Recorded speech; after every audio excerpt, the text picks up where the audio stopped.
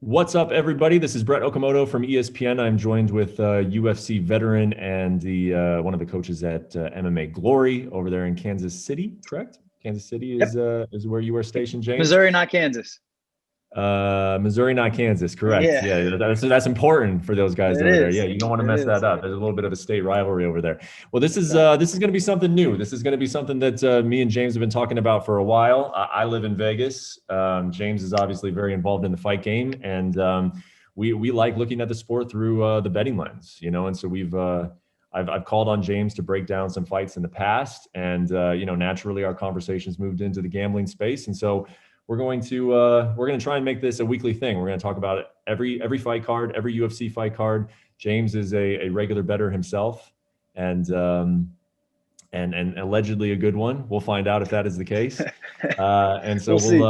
there's not going to be a whole lot of glitz and glamour on this. We're just getting straight to the picks and talking about the fights through a betting lens. Hopefully you guys enjoy it, and this can become a staple of the coverage on ESPN. So before we get started, James, just real quickly, I think it's important for you to kind of give people an idea of sort of the strategy with which you bet, because living in Vegas and even knowing like some professional gamblers myself, like there are different ways to look at how you gamble sports, right? So Sure. you kind of just describe a little bit of the system and sort of where you're trying to find value in betting MMA.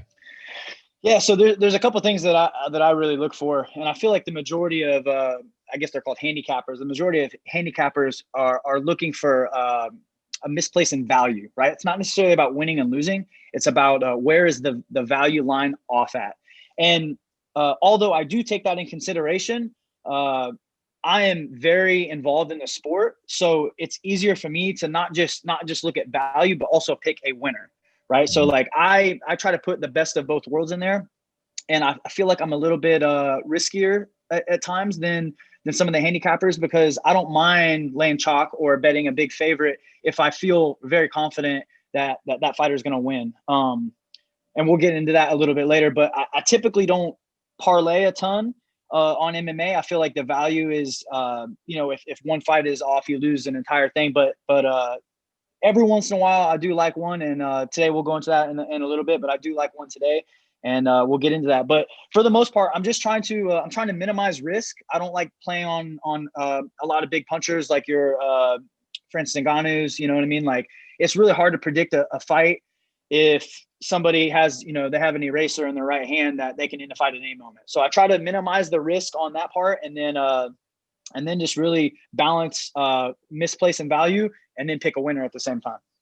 Yeah, so if I'm hearing you correctly, because I got to be honest, betting big favorites in MMA would, on the surface, seem to me to be potentially detrimental because of what we say about the sport all the time, that it's unpredictable, right? But you're Yeah, trying to remove some of that volatility by finding the favorites that are not only they're favorites because they're supposed to win, but that they also are facing sort of a lesser danger, a lesser danger of an upset, I guess, because of the style correct. of the fight.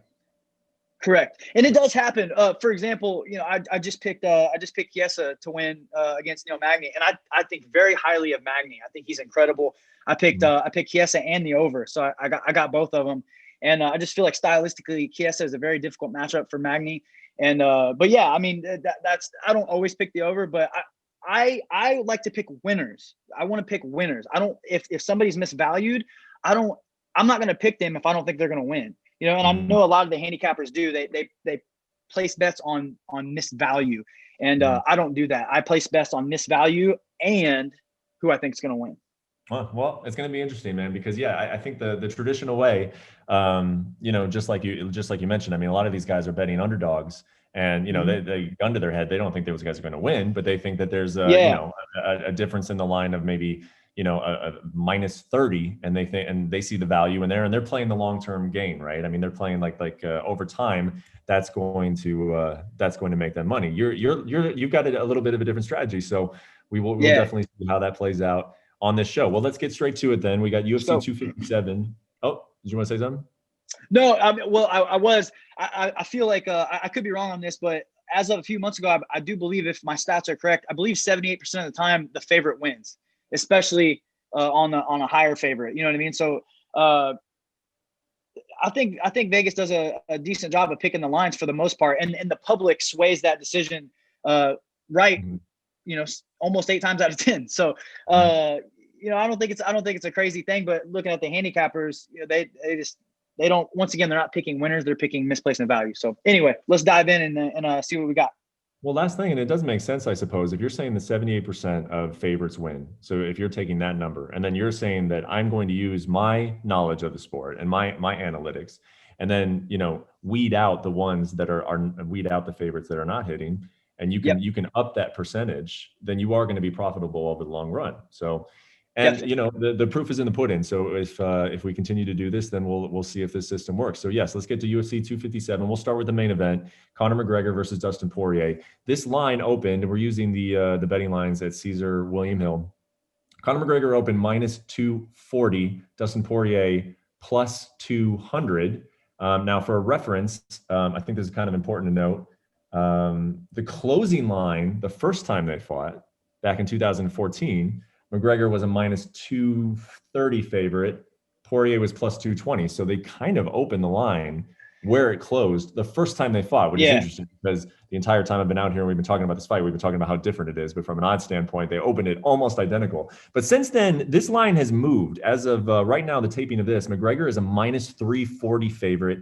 Dustin is +270. So clearly bettors thought that the odds makers got this line wrong. What did you think about the line? For me, everybody I know that has any type of mind for betting, they're all going on Conor on this one. I personally am staying away from this. And if you're asking me a pick from this fight, I took the under on this. I feel like either way, no matter how you chop it up, this fight isn't going past 2.5 rounds. I do feel like both these guys, Dustin's going to start fast. Conor always starts fast. I mean, I just can't imagine that one of these guys aren't going to hit the other with a big punch. I don't see the wrestling factor becoming a big thing here. I don't think either one of them are good enough wrestlers to really stall the match for the other one. You know what I mean? Both of them have pretty good takedown defense, pretty good get back up, and both of them are known to stop a good takedown. So I feel like these guys are going to box. They both have good power. And I think the reason why the sharps are going on Conor is at times Dustin can be a little hittable, but if he gets into that dogfight, he's nasty there too. So all the sharps are going Conor. I personally am taking the under on that, under 2.5 rounds. I think that's a pretty safe bet. I took that for I call it an A play or a B play. I took that as a B play. I feel pretty good about that. Okay, so yeah, your tiers of confidence in your picks go from A, obviously the highest one, then to B. So this would be a little bit of a smaller play for you. Correct. I guess to play devil's advocate, what is if you were Dustin's coach and you know how dangerous Conor is in the early goings, do you try to extend this fight? You also know that Conor's had some problems with cardio, right? So if you're Dustin, do you try to extend this fight, and does that make you think twice about betting the under? Yeah, no, absolutely, right? I mean, if I'm Dustin's coach, I tell him, listen, you got to fit in early, not to necessarily get him down, but to close that gap, because Conor is a sharpshooter, right? Like he can hit you at range, hit you going backwards, going forward. He's incredible at range, and his accuracy is amazing. One of the more accurate strikers in the UFC. So you can't just sit at range. And then on the flip side of that, Dustin has made a career off of being right here. You know what I mean? He's beaten some of the best guys in the world by dragging it into the deep end and seeing who drowns first. So if I'm Dustin, I fit in early, get close, not to actually take him down, but to get into a boxing range where it's not just Conor, picking the range. It's at least a 50-50 engagement to where they can both hit each other. If I'm Dustin, that's what I'm looking to do.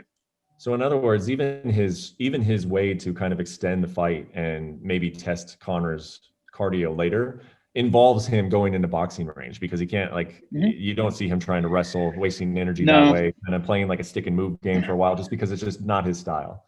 Well, I mean, at the time when Conor fought Khabib, I feel like everybody kind of gave him problems for not stopping the takedown, but he did a pretty good job. Like looking back on it now, after we watched Khabib fight Gaethje and a couple other guys, it's like, golly, man, Conor actually did really good. You know what I mean? Like he defended some really good takedowns. So I just don't see either one of their wrestling being good enough to get the other one down or stall the other one out for any amount of time. I think these guys are gonna kickbox, and I think somebody's going to run to a big punch early. I wouldn't be surprised if it doesn't make it past the first round, one way or another. I feel like both these guys are throwing, and if I'm Dustin, I try to get inside early and try to drag this into the deep end, maybe clinch a little bit, just try to keep that sharpshooter range out of for Conor. Anything to say about the southpaw matchup in this, and how that might factor into some of the exchanges that we see? I just feel like both these guys are at a level where it's not going to matter. You know what I mean? Like, both these guys they're two of the best fighters in the world. I can't imagine a stance change making a big difference for these guys. They fought each other before. They've fought other incredible southpaws. Like, it's nothing that neither one of these guys haven't seen. Yep. All right, moving to the co-main event, Michael Chandler versus Dan Hooker. Again, at the time of this taping, Caesar William Hill has it as Dan Hooker, a -135 favorite. Michael Chandler, the comeback is +115. Obviously, maybe a tough fight to handicap, just because Michael Chandler, they just don't have any, not that this means the world or anything, but they just don't have any common opponents, right? Because this guy's been in Bellator the whole time. Dan Hooker's been in the UFC. What do you see in this one as it pertains to the line? Yeah, all the sharps, like all of them, are going Chandler, and I just respectfully disagree. I think people aren't taking into account this is Chandler's first fight in the UFC. I don't care what anybody says. That's a real thing. You know what I mean? Like, coming in for the first time, experiencing the emotions. And I'm not even talking about the crowd, because he's been competing at a high level. Chandler has. So I don't think it'll be as big of a deal to him, because he's been fighting at a high level for a long time. I just think the level of competition here is different. You know what I mean? And you take a guy like Will Brooks, who beat Chandler twice, finished in both times, I believe. And he comes over and goes 2-2 in the UFC. And that's not a representation of all of them, because there's been guys that have had great success coming over, and then there's guys that have been from the UFC and Bellator and have not been successful. So I'm not saying that one way or another. I'm just looking at, we talked about common opponents, and the most common opponent I can think of is Will Brooks. Although he didn't fight Dan Hooker, he did come over to the UFC and didn't do well. And I know that's been a long time, so I'm not putting a ton of stock into that. I just think the level of competition is different. When I look at Chandler's game, he typically has some issues with longer strikers, which Hooker he's durable. He's a long striker. He's got one of, if not the best knee in all of MMA. His timing is incredible. I think it's going to be a fast-paced start. I'm leaning towards Dan Hooker on this one. I went a B play on this one as well for Hooker, but I think he's going to find a way to win. I don't think this is going over 2.5 rounds either. I think it'll end before 2.5 rounds as well. But I did not play that. I did not play that, though. Do you know why the sharps are on Chandler? Because of what you just described, I mean, you just made a very, very compelling case for Hooker. Yeah. I mean, you're talking about situational, you're talking about stylistically. Why do you think the sharps are on the other side? I think wrestling. If I'm Chandler, that would be the first thing that I would try to do, is get him down early. But man, he's and Hooker has traditionally, they've matched him up with other strikers. I can't think of somebody. I'm sure I'm missing somebody, but I can't think of like a solid wrestler that they put him against. They like to match him with strikers for the most part, or he fought a good grappler that he knocked out early that didn't get a chance to grapple, right? So, Burns, yeah. I feel like the wrestling is probably where their brains are headed, or maybe he's not getting enough value because he's coming over from Bellator. But if I'm putting all the X factors at play, it's not that I like the matchup. I think it's a very evenly contested matchup, but I think Hooker's experience fighting in the UFC, I just think all the X factors are leaning towards Hooker. I think stylistically, he's a tough matchup for Chandler. Chandler's a little hittable for me at times as well. And he's very aggressive, and that aggression could be problems against a guy like Dan Hooker. Okay. So just to clarify, we have a B play on the under of the main event, 2.5 rounds. Yep. And that's -200. That's a -200 line on the under of 2.5. And then Hooker, you would lean -135, but you did not play it, correct? That's not, if you were to play it, it'd be a B play, but you did not play it. I picked Hooker, but I did not do the under. Oh, okay. So you do have a play on Hooker, just not the under. B play on Hooker, not the under though. Okay, gotcha. Just a couple more things before we wrap this up. Another segment that I kind of wanted to do, we'll make this sort of a weekly thing, is I think that at least I hope that this is beneficial for the viewers out there, because, Yeah. sometimes you're just sitting there on a Saturday and you're like, I just want action. I want action. I want to take a Yeah. bet. And you pull up the card and you kind of look at it through a sort of just like an average type of casual fan, and I almost find myself like I would be in that group. I'm Yeah. covering the sport, and Which I'm makes here on things the interesting, ground. right? Right. I'm here on the ground covering these things, but I'm not looking at it through a betting lens. And so there's a difference between looking at things through a betting lens and just, following the sport on a day-to-day basis like I do. So every week, I'll pick a play that just sort of pops out at me, and you can tell me Yeah. if I'm going along the right lines or not. And when I look at JoJo Calderwood versus Jessica I can see a lot of people wanting to lean with JoJo Calderwood. It's a very, Yep. very close line. JoJo is -120, Jessica I is +100. And for me, it's just about momentum. Jessica I has missed Yeah. weight the last two times. She Yep. said that that was due to some medical issues, but either way, it's not a great thing, right? And JoJo, I feel like maybe people are just a little bit down on her because she came off of a first round loss or submission loss to Jennifer Maia. But if Yep. you look a little bit more closely at that, she said that she was sick that week. She got caught in a real quick submission. She actually fainted backstage after the fight. I mean, to me, it's just, you can almost take that and not taking anything away from Jennifer Maia, but you can almost take that result and throw it out a little bit when you're handicapping JoJo, Sure. just because it was a little bit of a weird situation. So to me, -120 with Jessica I against Jessica I'd be leaning JoJo. What do you think about that fight? I agree. I agree 100%. And one of the philosophies that I like to take into consideration is consistency. Like inconsistent fighters, I typically try to stay away from. But JoJo, over the course of her career, has been pretty consistent. She brings a good fight every single time, and I don't feel that same way with Jessica at times. I think she's an incredible fighter, but there's been some the weight. There's been consistency issues in the past for her, in my opinion. Yeah. But JoJo has been consistent, other than that last fight with Jennifer Maia, who, once again, not taking anything away from Maia, she had an incredible fight. But I feel like when I see stuff like that in my head, I'm like, she's not doing that twice. You know what I mean? Like, that's not happening twice in a row where you're going to see a messed up scenario for JoJo. So I do lean towards JoJo. I didn't play that. It's a little expensive, but I do like the over 2.5 on that one. And I would play that just because it's so expensive. Or you can parlay that in with one of the other big favorites on the card, which we'll get into here in a minute. But I like the over on that. Both those girls are extremely durable. They both like to kickbox. I like the over 2.5 on that one, and I'll pay for it. I feel like it's worth it. Okay. Well, let's end this show with how pretty much all betting shows end. Your best bets, man. What are your best bets for UFC 257?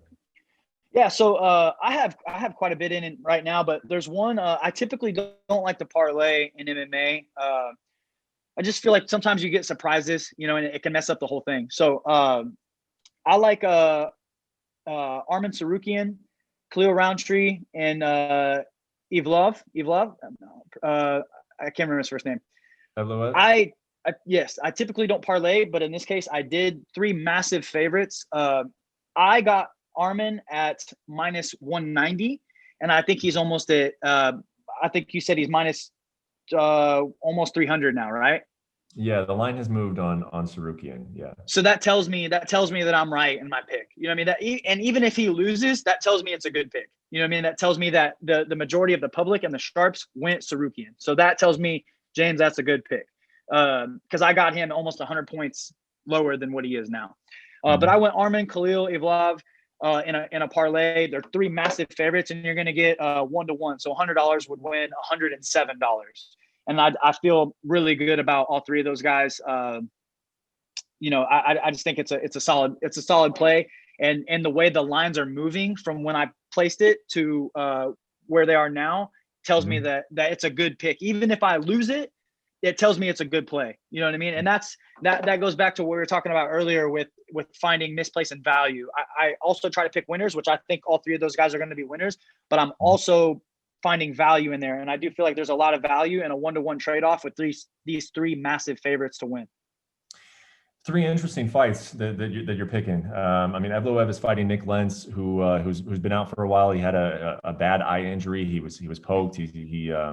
I talked to him this week actually. He said that he thought that his career might be over, and because of that eye poke, he was able to come back, and now, still fighting, still wants to do this obviously, but a tough opponent in Evloev. Khalil Roundtree, another guy that we haven't seen for a very long time. And he actually, kind of walked away from fighting. He went over to Thailand, lived there, stopped training completely, but said that, he felt like he still had a lot to give to the sport. UFC has always been high on Khalil Roundtree. I mean, they gave him a new contract, and then they gave him this fight against Marcin Prachnio. And I think that they're giving him a fight that they, and nothing against Prachnio, but I just think that they're giving Roundtree a fight that they think he can win. They see potential. I think he's been knocked out 3 times in a row, right? Right. So Roundtree is a wild card for me because the talent is there. The UFC clearly sees it. A guy who walks away from the sport and then decides to come back scares me a little bit on his first fight back. But clearly the talent is there. And then Arman Zarukian and Nasrat Hakparas, mini Kelvin Gastelum, we're going against him, huh? I like that kid. Yeah. He's got fast hands. I think he's incredible, man. I think he's incredible. And I don't think this is going to be a shutout by any means. I just think Arman's going to stall the fight out. I think he'll control the fight, and I think he'll stall the fight out for 15 minutes. I also played the over 2.5 on that one. Nasrat's an incredible fighter. I think in terms of like actual fighting ability, he's incredible. I just think Arman's going to stall the fight, take him down. Nasrat will get back up. I think he'll just control the fight. His wrestling is incredible. That's where my head is at on it. I don't think it's like Nasrat's going to get blown out of the water by any means. I just think Arman's going to control and dictate where the fight takes place, and he'll stall the rounds out. Well, I mean, Arman is a supremely talented man. He's 24 years old. Nasrat is 25. That's what made me. I was surprised that the UFC made this fight because you're taking two young guys, very high contenders, and putting them together earlier on in their career. So I love it. I mean, that's one of the fights that I'm looking forward to most on the card. So, all right. So we got some advice on the main, we got some advice on the co-main, and then we got a best bet with Sarukian, Roundtree, and Evloev. Well, we'll see how it goes. We'll see if you guys liked this segment. I hope you did. I hope you got something from it. And I mean, I love this stuff. I love talking about. I'm the same way with the NFL, with NBA, college basketball. I like talking about things through a betting perspective. I think it just kind of changes the conversation a little bit. So we'll keep doing this every week, James. It was a pleasure, man. Awesome. Thank you. I appreciate it, man. Thanks for watching ESPN on YouTube. For live streaming sports and premium content, subscribe to ESPN Plus.